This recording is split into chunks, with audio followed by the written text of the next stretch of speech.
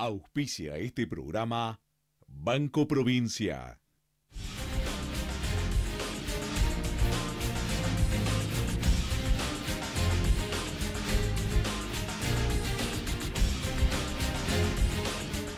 Amigos, qué bueno recibirlos de nuevo en esta idea del equipo Bulat, hoy equipo a pleno, para debatir algunos temas ya más de contexto, no solo mirarnos el ombligo, sino compararnos con el resto del mundo. Amigo Santiago Bulat, ¿cómo está usted? ¿Cómo estás, Claudio? ¿Bien?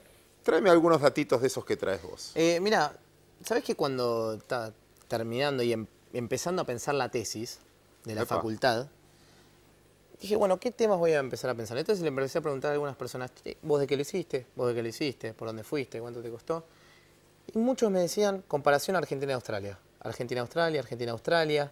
Y dije, ¿por qué tanto hay? ¿Por qué hay un patrón entonces que se repite que es Argentina-Australia? ¿Por qué no es Argentina-Alemania? ¿Por dónde viene esto que hay una similitud, evidentemente, de algún lado, o alguna diferencia, pero que algo, por alguna razón, nos llama a compararnos con Australia?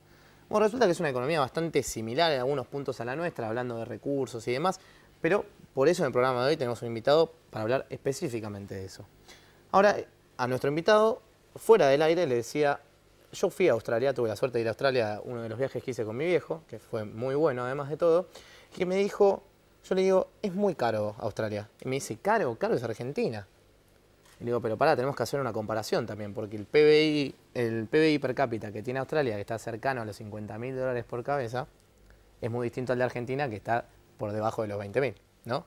Con lo cual estamos hablando de países que son similarmente muy caros, pero que el poder adquisitivo es muy diferente en ambos.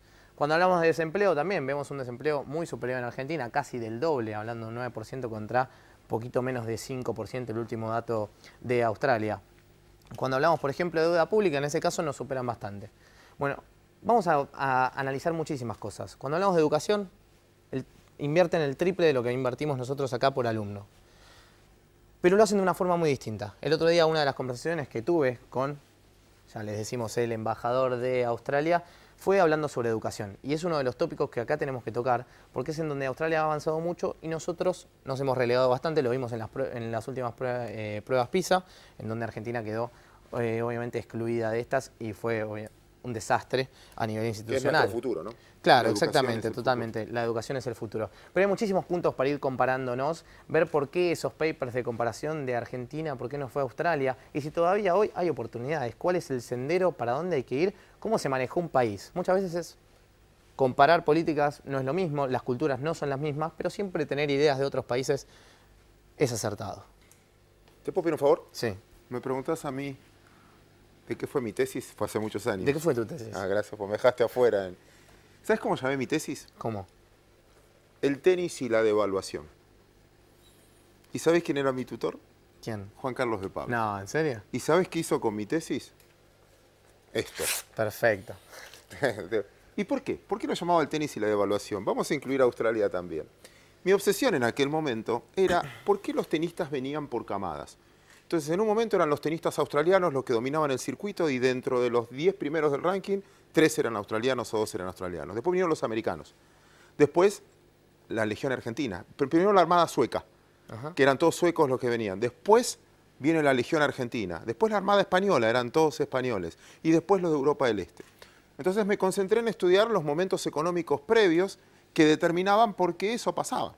Y era obvio, por ejemplo, Argentina, en los 90, viajar al exterior era muy fácil. En la época del 1 a 1, un tenista perdía en primera ronda y se podía quedar otra semana porque no era tan cara.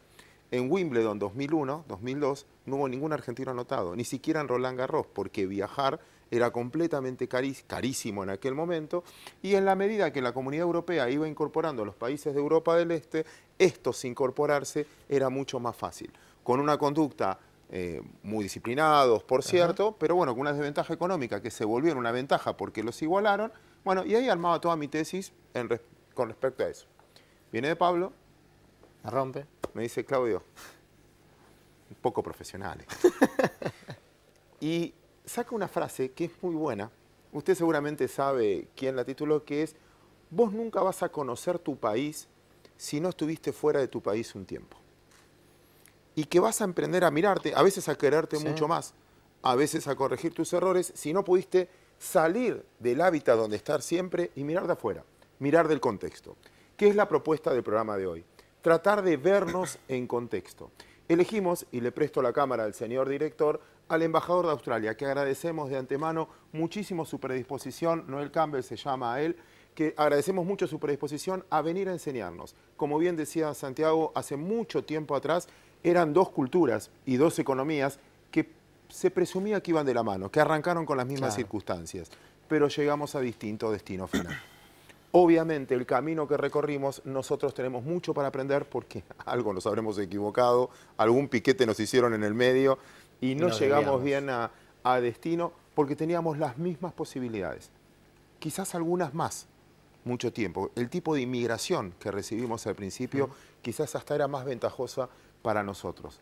Pero sin embargo, con orden, sin embargo, con políticas a largo plazo, lograron cosas que nosotros todavía no logramos. El desafío de Santiago es, si todavía estamos a tiempo, lo bueno es escuchar, así que nosotros nos callamos y vamos a aprender a escuchar si nos separamos del contexto nuestro, del día a día nuestro, cómo otras culturas pudieron desarrollar mucho mejor y tienen mucha expectativa de futuro por la propia educación, a ver si aprendimos algo. Y hablando de aprender, trajimos emprendedores. Exactamente, está con nosotros Gonzalo Simons, que él es el creador de YouSound, una plataforma fantástica. La verdad que lo charlábamos un poquito afuera del aire, viene a solucionar un problema en la Argentina y en el mundo, además por los datos que me iba dando, que es fundamental.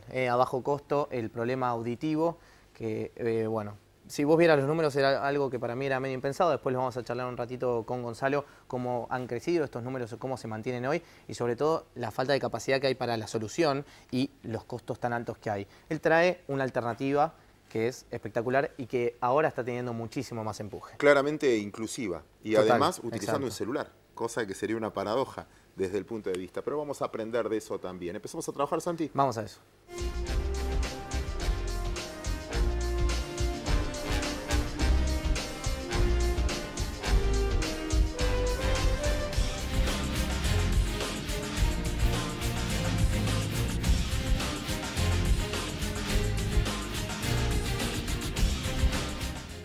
Como siempre le dejamos las redes para que puedan comunicarse con nosotros. Nos encuentran en Facebook, en Instagram y en Twitter como Equipo Bulat.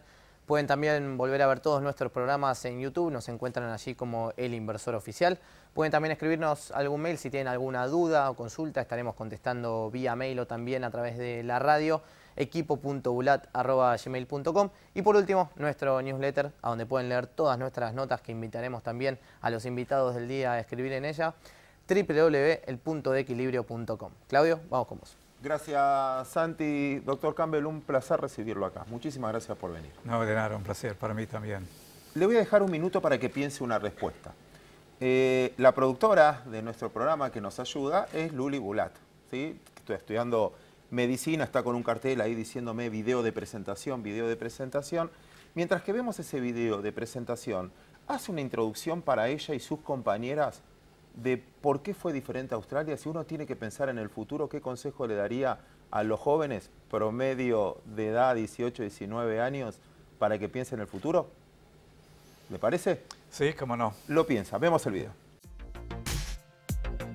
Es un alto funcionario del Ministerio de Relaciones Exteriores y Comercio de Australia y actual embajador en Argentina, para hablar de las fortalezas y debilidades de la economía australiana, la relación de dependencia con China, la inmigración, la educación e inversión de su país. Nos visita hoy en El Inversor Noel Campbell. Lo escuchamos. Bien, al principio tengo que decir que no hay ningún formulario para éxito en ese sentido. Cada uno tiene que mirar su propio camino. Pero en el caso de Australia, aunque mucha gente, como ustedes ya han comentado, comparan uno con el otro, hay diferencias también. Nuestra historia fue distinta, nuestras instituciones son ligeramente distintos, pero por el otro lado, dos países con un perfil económico tan parecido, es casi sentido común mirar la experiencia australiana, dado que hemos tenido 26 años de crecimiento económico. Ahora, ustedes mencionaron antes la importancia de educación, y eso también ha sido un factor clave. No solamente reformas económicas que hicimos en los años 80, los años 90, sino el enfoque a la educación. Así que eso yo creo que es el elemento clave, digamos, que explica un poco cómo hemos desarrollado en los últimos 20 y 30 años. También hemos tenido la gran suerte de tener muchos recursos, pero por otro lado, Argentina también es un país de recursos.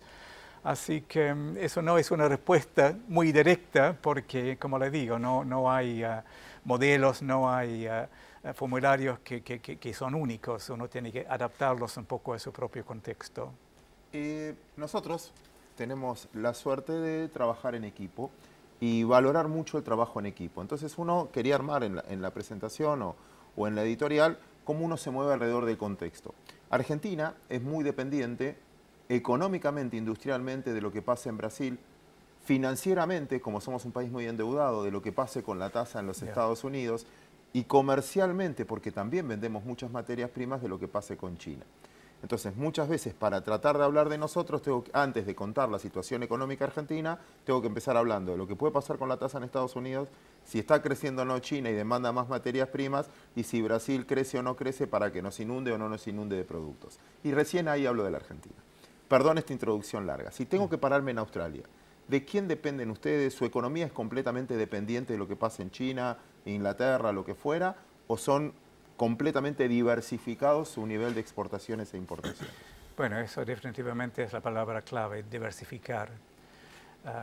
China, al igual que muchos países, es el socio comercial número 1, no lo niego, pero no es una condición de dependencia, sino es conveniencia mutua.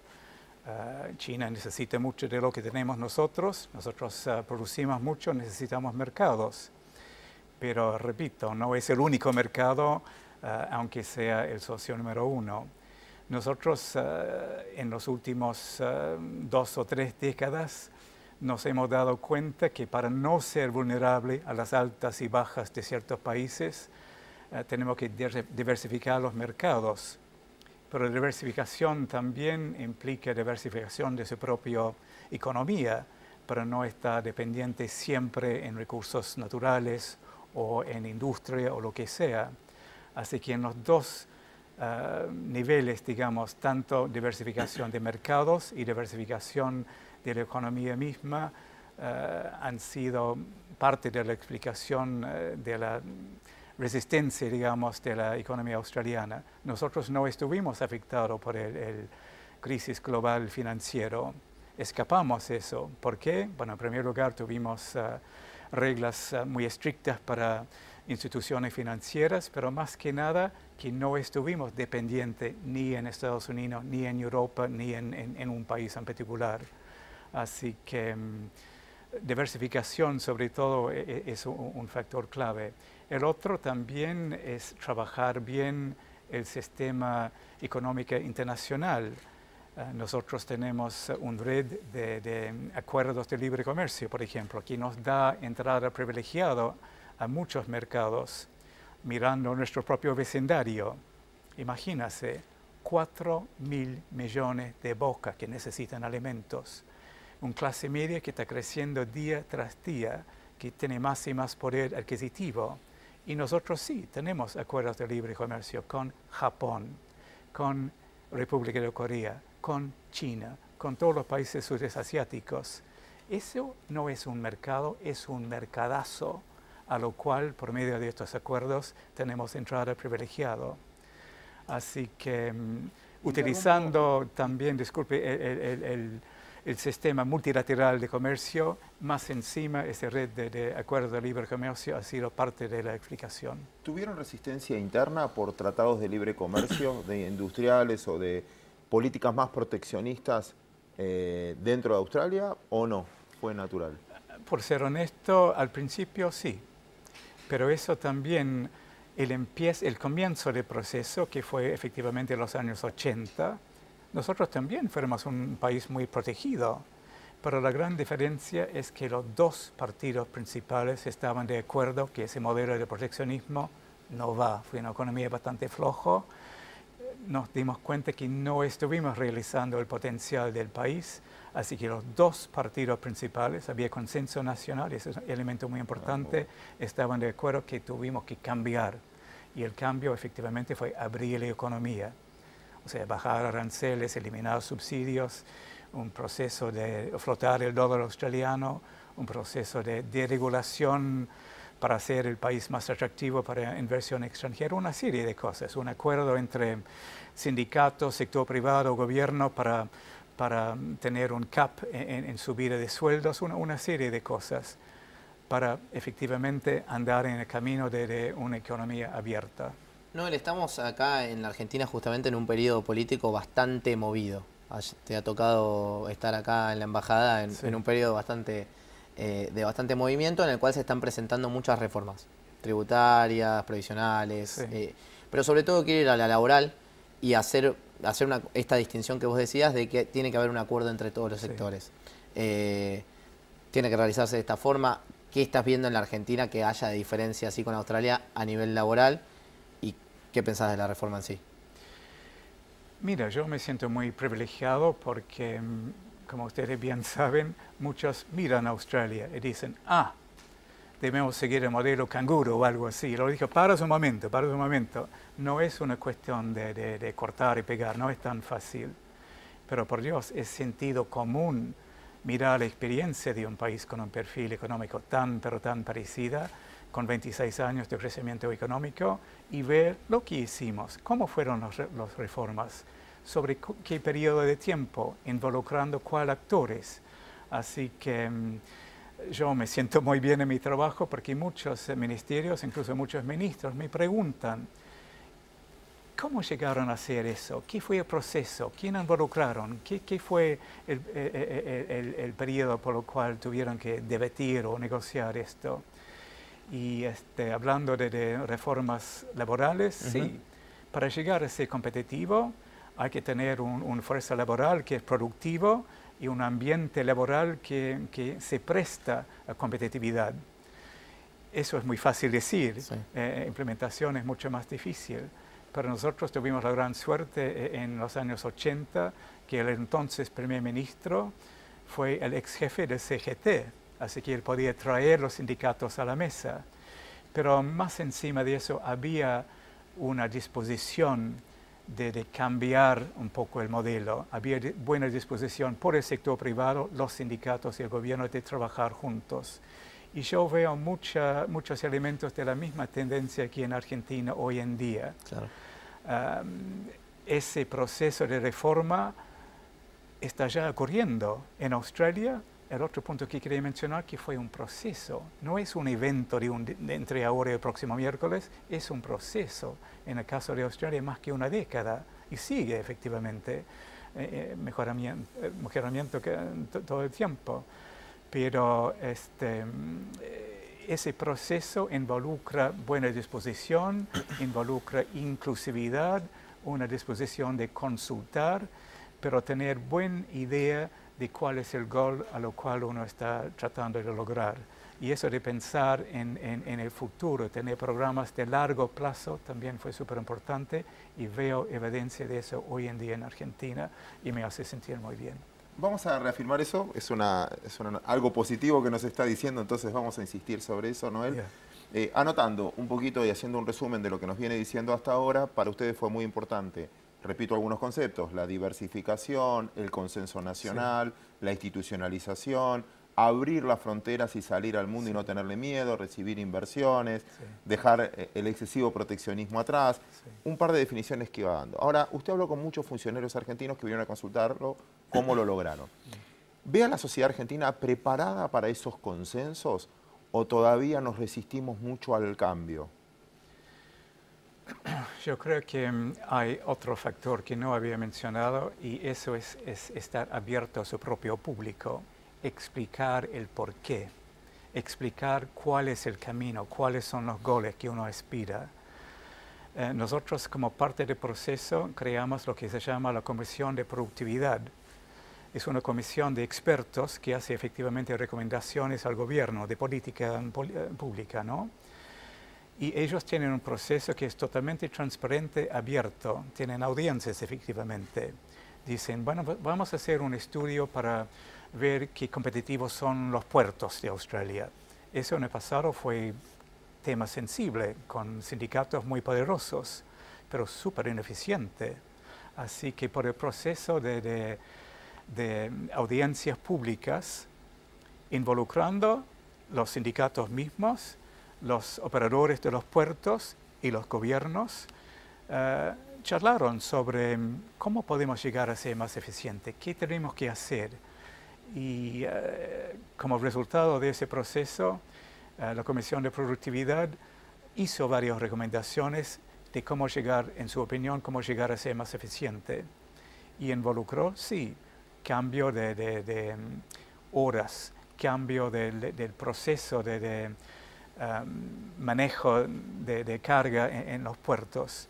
Y vimos un cambio bastante profundo en productividad, en competitividad, en eso. Así que utilizando el medio de una comisión así, de expertos totalmente autónomos y no alineado con ni un partido ni el otro, fue una ayuda para explicar abiertamente lo que debemos hacer para llegar a ser competitivos. Porque como ustedes saben muy bien, reestructuración de la economía también involucra sectores que no son competitivos y lamentablemente van a tener que desaparecer. Ejemplo, en Australia, que tiene más ovejas por cabeza que cualquier país en el planeta, así que producimos mucha lana, pero simplemente el costo de mano de obra es demasiado alto para que llegamos a ser competitivos en el sector de textiles. Así que producimos la lana y lo mandamos a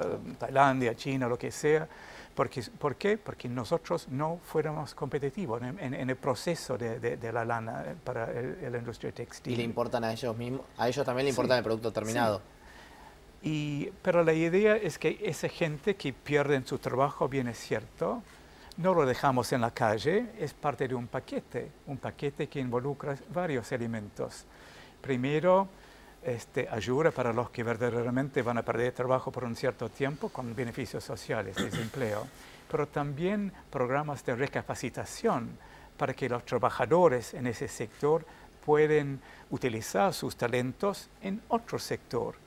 Y otro elemento, son tres efectivamente, es inversión en innovación para crear nuevos trabajos. Así que esa combinación de beneficios para que los que realmente necesitan, y son bien pocos en la práctica, programas de recapacitación para los que van a perder sus trabajos, para guiarlos en otra dirección, y inversión siempre en innovación para tener la ventaja competitiva. Noel, hoy, ¿en qué se basa la economía de Australia? ¿Cuál es, digamos, a nivel de exportaciones o generación, qué es lo que hacen al mundo que les da más riqueza? Bueno, como muchos países, incluso Argentina, estamos en un proceso de transformación global. Es un desafío para todos nosotros.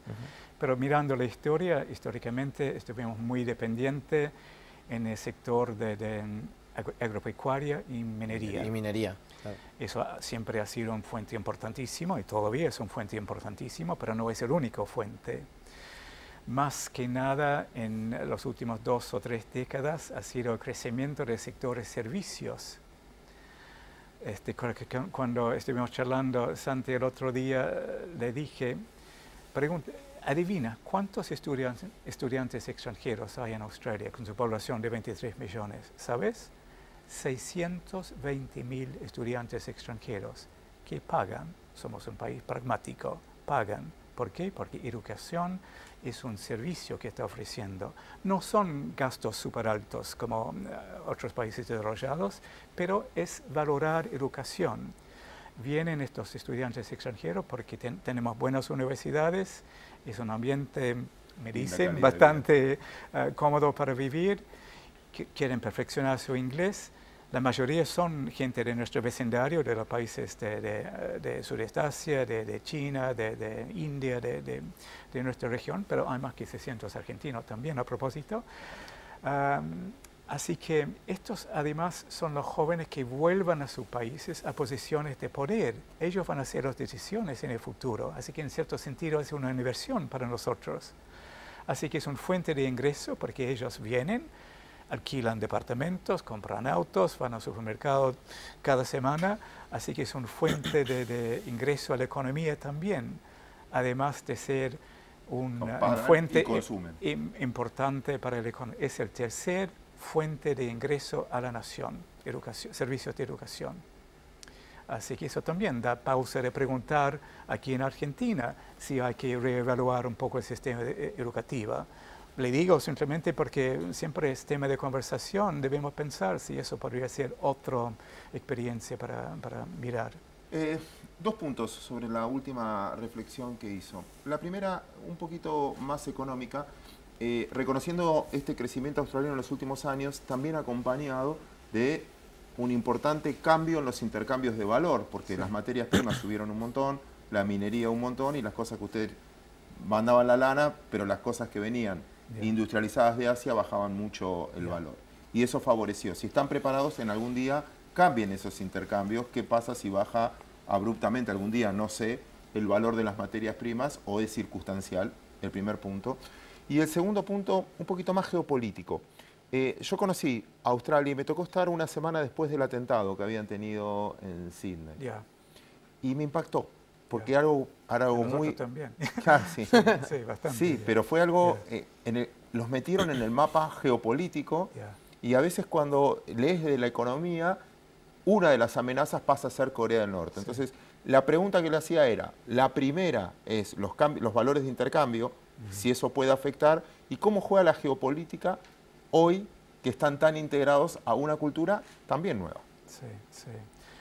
Bueno, no son preguntas muy fáciles estas, Claudio, pero en fin, el primero, si entendí bien, tiene que ver un poco también de su pregunta antes sobre la vulnerabilidad de países a un sector o un producto. Y la respuesta, como le dije antes, es efectivamente diversificación, pero el perfil australiano económico sí ha cambiado bastante, desde dependencia en productos primarios hasta hoy en día servicios. Y mirando más allá de la nueva economía, la economía digital, nosotros honestamente tenemos que preparar nuestros hijos, nuestra nueva generación para esa nueva economía. En una década, alrededor de una década, me dicen que en Australia 40% de los trabajos actuales van a desaparecer, o al menos van a cambiar profundamente, porque tenemos que prepararnos, por eso tenemos que prepararnos para la nueva economía, y eso es un enfoque del gobierno actual, cómo asegurar que el sistema educativo está adecuado para preparar la nueva generación para la economía digital, no para la economía tradicional como hoy en día, sino en muy pocos años estamos haciendo una transformación económica bastante profunda. Su segunda pregunta fue alrededor del tema geopolítica.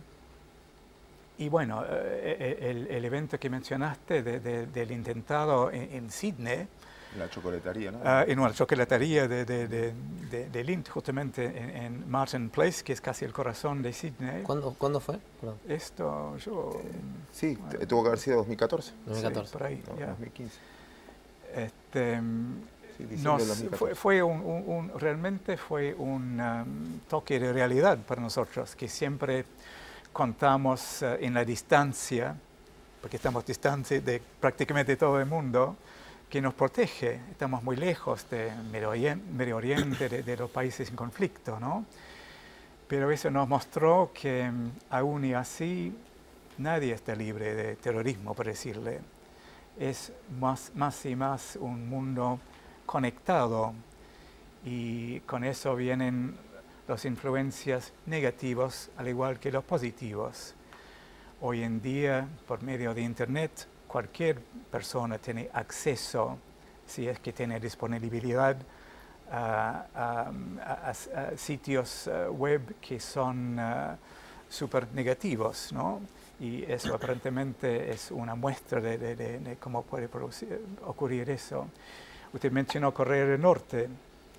Mirando nuestro vecindario, no puedo decir con toda honestidad que estamos libres de amenazas. Corea del Norte, y justamente el misil que lanzaron anoche nos recuerda que es nuestro vecindario que está amenazado, ¿no es cierto? Así que eso también me hace sentir bien en el caso actual de Argentina, esa reinserción de Argentina en el sistema multilateral, tanto Naciones Unidas que OMC, van a ser anfitriones del G20, están en la mesa de nuevo y estamos contentos. Dos países muy parecidos, queremos a Argentina en la mesa. Estamos en la misma página en prácticamente todo lo que tiene que ver con el sistema multilateral, incluso la lucha contra el terrorismo, incluso la lucha contra o para asegurar libre comercio. Así que, repito, para mí es muy buen momento estar aquí en Argentina. No, nombraste ahí el G20, que el año que viene se va a llevar a cabo acá en Argentina, de hecho. Y quería preguntarte respecto a eso, ¿qué expectativas hay? Intuyo que siendo diplomático también tenés contacto con otros embajadores y demás, sobre la mirada que hay en Argentina, sobre lo que se está haciendo hoy en Argentina, y qué expectativas hay para el G20 del año que viene. Vos te quisiste quedar además, así que algo bueno. Sí, no, yo felizmente voy a quedar un año más, estoy contentísimo sobre ello. Mira, es una pregunta un poquito prematuro. Deben preguntarme el día viernes, porque es justamente el 1 de diciembre que asume la presidencia y tengo entendido que el presidente Macri va a dar una charla sobre la visión que no he escuchado todavía, así que no te puedo decir. Pero bien, hay algunos temas obviamente que están ya en el calendario, o sea, de la declaración de este año, la declaración de Hamburgo. Hay varios temas que tienen que ver con comercio, que tienen que ver con crecimiento económico, con inversión, con desarrollo social. O sea, hay una agenda más o menos fija que tenemos que tratar de avanzar. Lo que no estoy bien seguro y cuál va a ser los iniciativas argentinos en el año de G20. Tengo entendido que podría ser algo que ver con lo que estuvimos hablando antes, ese vínculo imprescindible entre educación y empleo, preparar a la nueva generación para la nueva economía. Eso es una cosa que no solamente afecta a Australia, Argentina, sino es un desafío global. ¿Hago la última? Dale, hecho. Me interesa el tema educativo, como vos bien decís, es una de las bases, digamos, por la cual se empieza a pensar en un futuro directamente. Y Argentina últimamente tuvo muchos problemas educativos. De hecho, cuando ves los números de pobreza, los más jóvenes son los que más impacto tienen dentro de ese rango. Con lo cual te quería preguntar, ¿qué similitudes y qué diferencias ves entre la economía, entre la educación, tanto primaria, secundaria como universitaria, en un país y en otro? Hay varios niveles de educación. Sí, por eso. Y un elemento que he tenido más que ver, más que nada por el interés por el lado argentino en la experiencia australiana, es educación técnica. Una economía que está creciendo, como Argentina, como Australia en los últimos años, falta no solamente ingenieros, arquitectos profesionales. Un elemento súper importante para nosotros fue tener una cantidad de gente, jóvenes sobre todo, con calificación y experiencia técnica en el sector minero, por decirle. No es solamente el ingeniero que manda, sino la gente que pueden mantener los vehículos que utilizan allá, que pueden diseñar los programas de computación para hacer producción más competitiva. Así que énfasis en educación técnica fue muy importante en Australia durante ese proceso de crecimiento económico. Y justamente el año pasado, el entonces director de INET, Instituto Nacional de Educación Técnica, fue a Australia. Yo le dije un día, si yo te puedo mandar a Australia entre ahora y el fin de nuestro año financiero, que fue 6 semanas más tarde, ¿irías? Me dijo, sí, me voy. Así que lo mandé a Australia y, bueno, felizmente le gustó lo que vio. Eso es Gabriel Sanchezini. Ahora es el ministro en la provincia de Buenos Aires. Pero no solamente habló lo que le gustó, empezó algunos cambios aquí. Además, mandó en diciembre del año pasado una delegación de como 12 o 13 provincias argentinas. Somos una federación, entendemos esa tensión natural entre gobiernos de provincia y gobierno nacional. cada provincia, al igual que en Australia, cada estado, tiene pequeñas distinciones en su approach a educación. Así que entendemos eso, empatizamos el desafío que presenta eso. Así que mandó esa delegación de 12 o 13 provincias para ver cómo lo hicimos, cómo tenemos un sistema con estándares nacionales, que tenemos currículum que son reconocidos de una jurisdicción al otro. Y es en ese tipo de visita, de intercambio, que yo veo tanto futuro entre nuestros dos países. No es solamente el económico, también en el social. Fui con la vicepresidenta en marzo a Australia, justamente cuando estaban lanzando en Australia un sistema de, no sé cómo traducirlo, National Disability Insurance Scheme, un esquema de seguro para la gente con discapacidad. Sí. Ella obviamente fue súper interesado en eso, pero no hay que reinventar la rueda. Mirá lo que hicimos nosotros. Nadie está diciendo, aquí está el modelo, pero estamos diciendo, es una experiencia de un país, una federación, al igual que ustedes, que vale la pena mirar.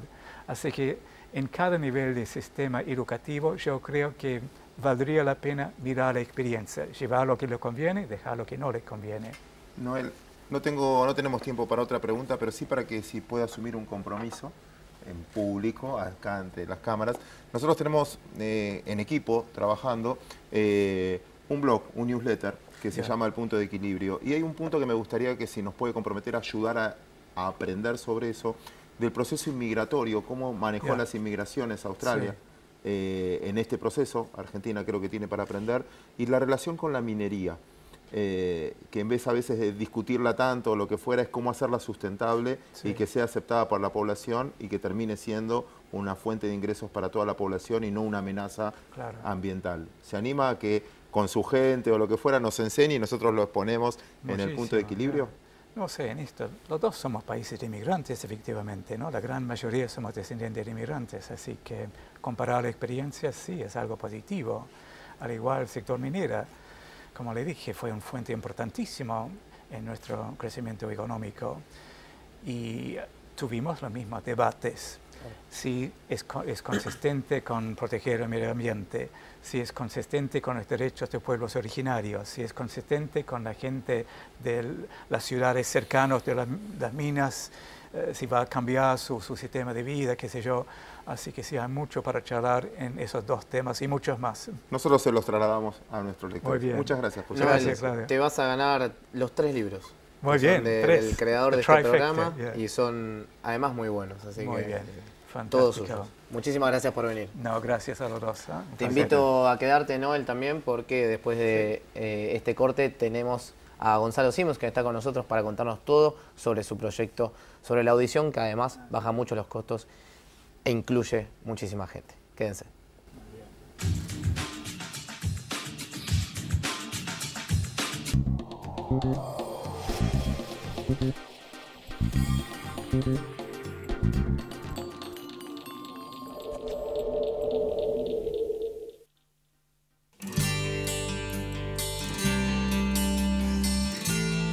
Es la primera vez que tenemos un banco en el barrio.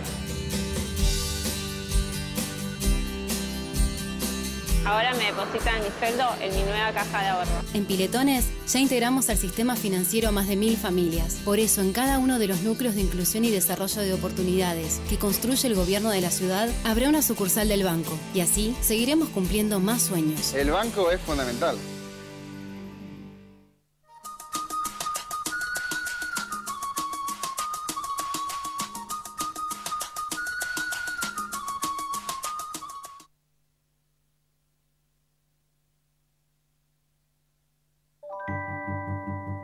Con una nueva visión entre todos los vecinos, estamos construyendo la capital del norte argentino. Resistencia, tu lugar. Municipio de Resistencia.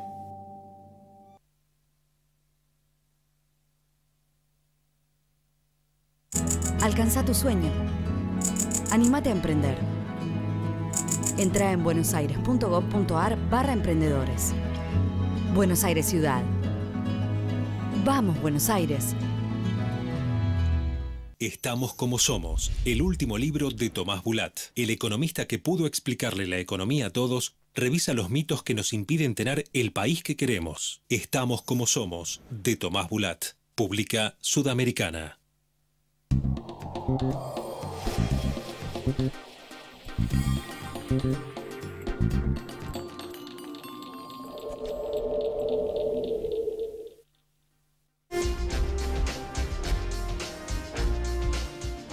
Seguimos en este segundo bloque del Inversor y gracias a todos ustedes por quedarse del otro lado. Y les prometía, muy prometedor el bloque que se viene. Gonzalo, gracias por estar con nosotros.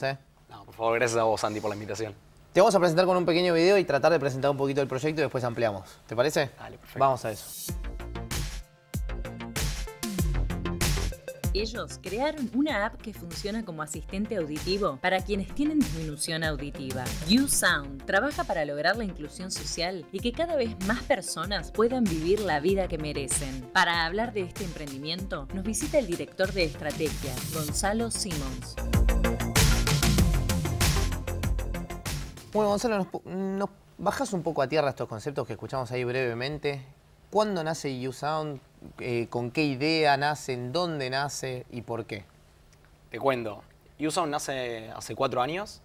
Es YouSound. YouSound, claro, como Perfecto. YouSound. Perfecto. Y un poco la idea o la problemática, ¿no? Como nacen este tipo de proyectos, era un problema que tenía un compañero de la universidad que tenía problemas de audición y la verdad que no se sabía que tenía problemas, lo que se sabía era el problema que estaba sufriendo, ¿no? Digo, un poco la falta de atención, se aislaba, quedaba como apartado del grupo. Claro.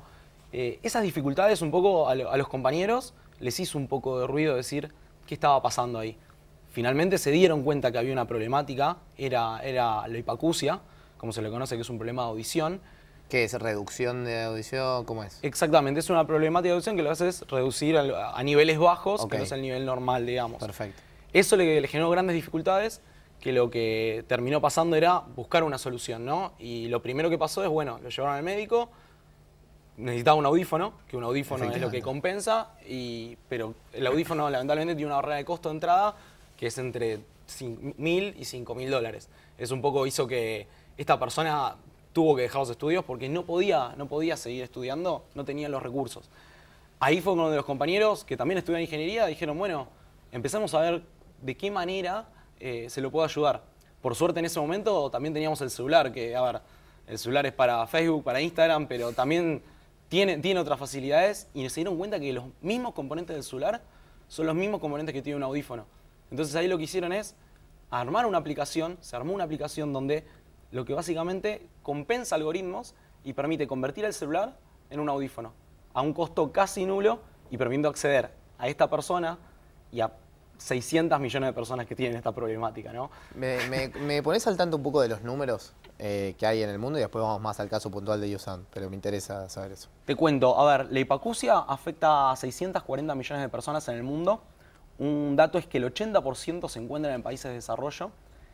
Y el dato más duro y el mayor desafío es que 1 de cada 40 pueden pagar un audífono. O sea, estamos hablando de 39 personas que no pueden acceder a educación, a comunicación, que quedan aisladas básicamente de la sociedad, digamos.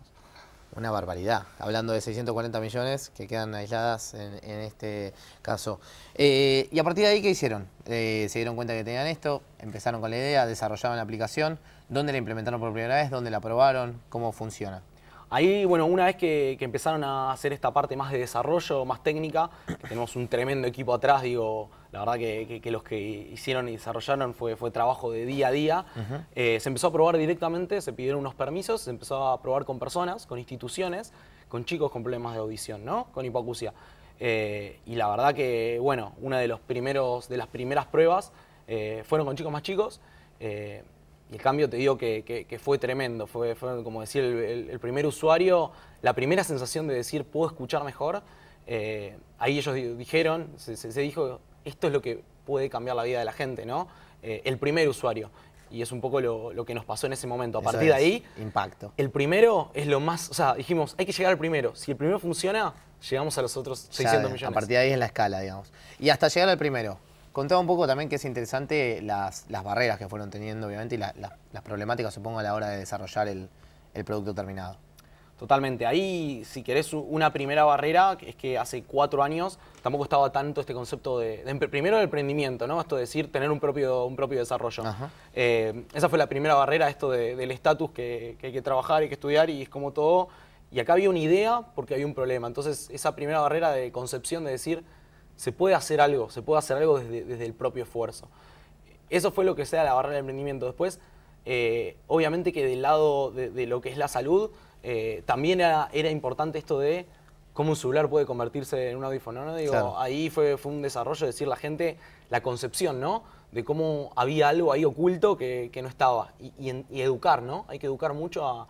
Creo que la educación es un trabajo fuerte, decir, hay una solución, hay que sumarlos, porque un poco de estos 600 millones, muchos no saben que tiene esta problemática o piensan que no es importante o la dejan pasar cuando en realidad hay otras estadísticas que dicen que esto afecta fuertemente, o sea, los primeros 5 años de vida de la persona, sí, afecta lo que va a ser el desarrollo de lo que educativo, claro, de cómo se mueve en el trabajo y cómo avanza.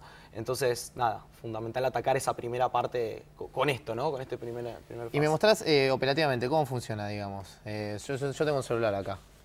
¿A partir de entonces? Operativamente, hace un celular, conectás los auriculares. Sí. Bueno, te descargas USound. Perfecto. Lo que podés hacer es, empezás con un test auditivo. Ese test auditivo, básicamente tenés 2 maneras. O cargas los datos, si ya fuiste al médico, al fonoaudiólogo, cargas la audiometría. Cargo los datos esos acá. Claro, o puedes hacerte un test auditivo en vivo, digamos. ¿Directamente ahí? Exactamente. Mirá. Como son 7 sonidos, de cada lado, de cada uno de los oídos, eso te va a calcular tu nivel de audición. Bien. Una vez que ya tenés tu foto de audición... O sea, alguien que duda sobre tener una problemática podría darse cuenta a través de la aplicación. Exactamente, Santi. Ese es como el primer mensaje que le hicimos a la gente. Perfecto. Antes de decir, usen el asistente, anímense a hacer el test auditivo. Okay. El test auditivo le decimos, háganselo todos, familia. Bueno, me pasó muy gracioso ayer, estaba en Uruguay en una presentación, y una persona se me acerca y dice, ¿sabes qué? Escucha, no sé qué. Tomá, hacelo ahora, vamos a un espacio más tranquilo. Se hizo el test, le tenía leve en el oído derecho y me dice, con razón, ¿sabés que no escucho? Con razón no escuchaba a mi familia, pasó hace como 3 o 4 días, me están preguntando. Yo decía, bueno, y así es, tan simple como hacerte un test. Y una vez que tenés el test, tenés la posibilidad, y esta si querés es la parte también mágica, de decir, bueno, no puedo comprarme un audífono, no tengo el dinero, no tengo los recursos, quiero una solución y tengo el celular. Claro. Bueno, lo activás, es un botón, lo que a nosotros nos costó programación, horas, días, meses, para el usuario es un botón. Apretas un botón. Y a nivel de salud, ¿cuánto tuvieron que ir aprendiendo? Ustedes, ingenieros, digamos, no iban tanto por el lado de la salud. Exactamente. El equipo, nada, claro, nació como la mayoría son ingenieros. Bueno, yo soy economista, pero hay multidisciplinario. Y parte era ese desafío, ¿no? De decir cómo trabajar codo a codo con los médicos y con los equipos médicos. Hoy tenemos la suerte de que en nuestro equipo también hay médicos y parte de nuestros inversores también son de la medicina. Entonces, ese fue como el primer apoyo de decir complementar a estos equipos. ¿Y de qué manera, no? Y esto me parece muy importante, Santi, porque uno no compite con el médico, no compite con los audífonos. Lo que acá se trata es de acompañar este proceso y al médico que tiene hoy con las herramientas tecnológicas que hay a disposición, y usa una más. Este screening o este scanning del test auditivo, a él le permite tener una rápida visión de todos sus pacientes, de su red de pacientes, saber quién tiene una problemática. Y lo que es más importante, no solo los pacientes que él tiene, sino los pacientes que no están yendo a verlo por un tema o falta de información, o como esto te digo, no sé si tengo un problema. Digo, ahí es donde creo que hay una herramienta y un complemento con los equipos médicos. ¿Cómo pretenden avanzar ahora? ¿Qué objetivos tienen para adelante? ¿Cómo lo ven a futuro? Y segunda pregunta, ¿cómo fue el financiamiento hasta acá de la aplicación? ¿Lo hicieron por su cuenta? ¿Tuvieron que salir a buscar? ¿Y cómo planea también, si hay algo a futuro, seguir para adelante? Te cuento, un poco te la cambio al revés, un poco lo que fue el financiamiento. Nuestra primera financiación fue con una aceleradora, con Guaira de Telefónica Argentina. Tuvimos la suerte de ser seleccionados en 2013 y a partir de allí hicimos un proceso de aceleración de 1 año. O sea, a partir de eso, de una manera, si querés, inorgánica, pudimos empezar a crecer, lo que hizo que consigamos 300.000 descargas en estos 4 años. Hoy tenemos casi 10.000 usuarios activos usando la aplicación. Y en ese desafío que tenemos hoy, tenemos 2 grandes desafíos.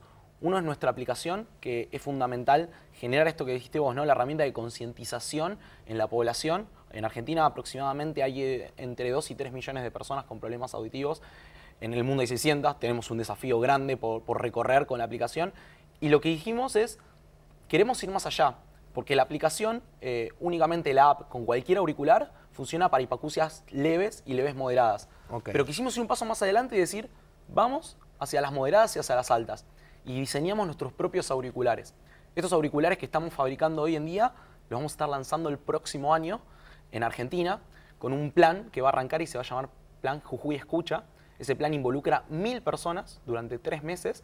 Y lo que queremos es lograr un plan Jujuy Escucha y si eso funciona, poder llevarlo a un modelo nacional que se llama Argentina Escucha y que buscamos que se involucre más de 100.000 personas. ¿Por qué Jujuy?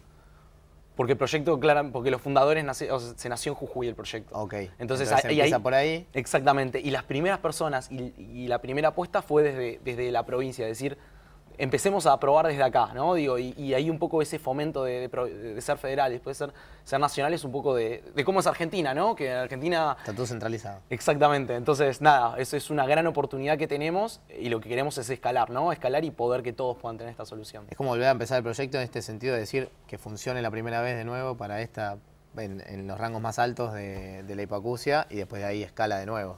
Exactamente. Es como una escalera, Claro. o sea, vos lo dijiste, queremos que todos lo puedan tener, todos se puedan hacer el test auditivo, que el que le sirve el asistente lo use y el que necesita algo más, ahí van a estar los auriculares para poder compensar todo a mi mamá. ¿Y va a estar también dentro de un rango de costos más o menos razonable, accesible, o ya con los auriculares estamos hablando de un precio más de lo que hoy conocemos como audífonos? No, aún con los auriculares estamos hablando de un costo entre 3.000 y 4.000 pesos argentinos. Entonces es un costo son entre 30 y 50 veces menor que un audífono, así que el cambio todavía es sustancial. Estamos hablando de escala y hablamos hasta ahora de lo que es escala nacional, pero es un proyecto que, primero que afecta a mucha gente, lo que está sucediendo hoy, y que además puede solucionar problemas internacionales. ¿Hay algo ya desarrollado similar en el mundo o esto podría eventualmente tener más escala internacional? Bueno, ese es el punto clave. Hay una escala internacional tremenda, sobre todo solo con la aplicación. Para que te des una idea, sí, en lo que son competidores, hay algunos proyectos, 2 o 3 proyectos, pero lo bueno y lo importante es que aún el tema de lo que es la personalización del sonido, en USound creemos que tenemos un diferencial y en lo que es la educación, ¿no? Creo que el proceso no es solamente darle la herramienta, sino acompañarlo desde cuándo se enteró hasta el final del proceso y seguir acompañando en ese desarrollo. Okay. Ahí creo que tenemos una herramienta y eso también nos está haciendo que el año que viene podamos hacer una internacionalización de la aplicación en Estados Unidos y en Europa y acompañando también esta cabeza y esta cabeza global de decir es un producto universal, ¿no? Digo, claro. Es un producto totalmente global. Con eso mismo tenemos las herramientas y el equipo. Sinceramente, la verdad que una de las cosas que quiero remarcar es que atrás de USound hay 15 personas que son un equipo tremendo, que día a día hacen que esto sea cada vez una mejor aplicación. Y con eso vamos a poder lograr esto de saltar al mercado y al mundo, ¿no? Estuviste hace poquito en Uruguay, me contabas. ¿Por qué? Ahí fuimos seleccionados por 500 startups. Estados Unidos es la segunda aceleradora más importante. Y tuvimos la posibilidad de acelerarnos en procesos claves del negocio y de aprender un poco de nuestros usuarios. Si querés, fue un proceso de 6 semanas. Ajá. Y por ahí de las cosas más importantes que aprendí es en parar un poco la pelota y pensar hacia dónde queremos ir con un proyecto, ¿no? Esto de emprender también se trata de eso, ¿no? De pensar qué problemática es la que está latente y qué herramientas tenemos a disposición. También me siento muy orgulloso porque fuimos el único proyecto argentino que participó en esta experiencia. Sí. Fuimos seleccionados, queremos agradecer también a Santiago Sena, que es director de emprendedores de la Ciudad de Buenos Aires, que nos invitó. Estuvo acá varias veces. Un genio, la verdad que les agradecemos porque así como apuestan, nos fue muy bien y mucha gente, descubrió USound por primera vez y ese descubrimiento para mí no tiene precio, ¿no? Olvídate. Gonza, la idea de esto es hacer llegarlo también. ¿Cómo la pueden encontrar la aplicación? ¿En Google Store, en Apple también? ¿Cómo es la historia? La pueden descargar de Android y iOS como USound, está como asistente auditivo. Perfecto. Se la pueden bajar, tienen 10 días de trial, pueden hacerse las pruebas que necesiten. ¿Y a partir de entonces? Y a partir de ese tiene un costo de 30 pesos mensuales, así que desde esa manera pueden tener la posibilidad de usarlo. O sea, yo ya me lo puedo descargar y con el trial me puedo hacer el test a ver cómo vengo. Y podés usarlo como asistente. Perfecto. Así que te recomiendo ahora que cuando cortemos lo podamos hacer y lo probamos. Lo hacemos, lo ponemos hecho en vivo, mira. Gonza, muchísimas gracias por venir. Espero que sirva. Pequeño empujoncito más, pero tienen todo para crecer, así que todos ustedes. Muchas gracias por venir. Gracias a vos, Santi. Muchísimas gracias. Cerramos, Claudio, entonces. Sí, es verdad. Gracias, Santi. Gracias, Gonzalo. Muy interesante la nota. Te espero para cerrar el programa de hoy, que como siempre les digo, ojalá les haya gustado este contenido. La intención del equipo hoy fue mostrarle un contexto, mostrarlo algo para comparar, que se puede hacer las cosas mejor de lo que estamos haciendo y un poquito de futuro, ¿no? Cómo te llena el alma el hecho de ver emprendedores que ya no son tan emprendedores, generaron compañías y estas compañías generan el empleo del futuro. Santiago, si nos quieren escuchar, radio. Exactamente, nos encuentran en la radio martes que viene a las 21 horas por FM Millennium 106.7. Nos pueden leer también el newsletter. En el puntodeequilibrio.com, recuerden, en la próxima ya con una promesa también para entender cómo fue el proceso inmigratorio y el trato de la minería en Australia. Nos reencontramos. Nos reencontramos, ya. No queda otra. El sábado que viene a las 14 horas en esto que es El Inversor. Auspició este programa Banco Provincia.